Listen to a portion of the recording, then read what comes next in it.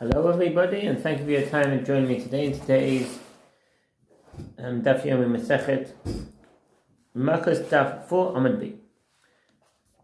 So just give a quick introduction.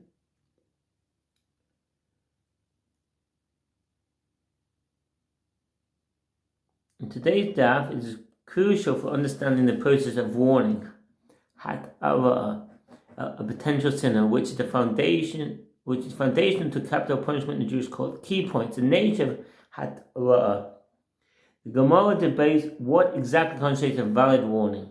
Does the court need to inform the criminal only of the prohibition, or must they also specify the consequence, malchus lashes or misa death, for a specific act? The initial Tana in the Mishnah stage seems to hold the consequences must be explicitly stated, a suffix and liability. A doubt and liability. A major discussion centers on the principle of Safek D'Oraisa L'Chumrah. If there is a doubt concerning a prohibition, total prohibition is decided strictly. The Gemara asks, if there is a doubt about whether the warning was valid, can the court still administer punishment? The general conclusion is that we do not punish on the basis of a doubt when it comes to capital or corporal punishment. The case of lying witnesses. The Daf also continues its discussion on false witnesses, Eidei Zomimim, and how they are punished. The principle is that they are punished according to what they plotted, Ka'asha Zaman, but only after the court proceedings are complete. In conclusion, Makkos 4b meticulously establishes that in Jewish law, corporal punishment is reserved for the absolute certainty of guilt, hinging entirely on a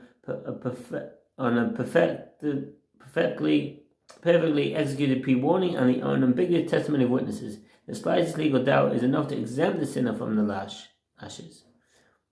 Okay, so let's actually dive into the text now. The Gemara. With regard to initial dispute between Rabbi Meir and the rabbis in the Mishnah, whether conspiring witnesses pay or flogged, the Gemara asks, granted, according to the rabbis,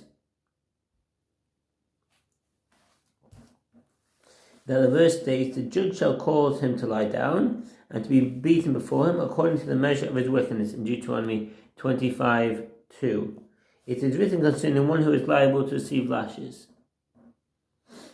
From according to the measure of his wickedness, it is inferred with regard to an individual who commits one transgression for one evil doing. So what does that mean? Loman l'Rabbanan mishum risha achas.